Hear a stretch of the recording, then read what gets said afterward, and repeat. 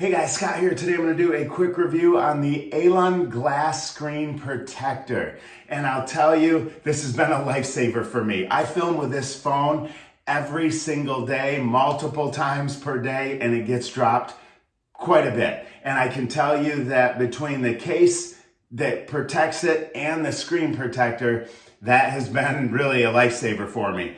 But this particular screen protector, it comes in a 3-pack, and it's by Ailun.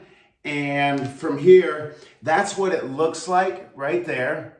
And it also comes with cleaning swabs and nice directions, right? You're gonna use number 1, wet wipes, then the dry wipes, and the directions make it so you don't have any fingerprints on the inside. But this has been really a great purchase for me because, like I said, I film every day. I've dropped it a few times. And it comes in a 3-pack, so if, for instance, this one gets a good scratch on it or something happens, I can always take it off and then use one of the other 2.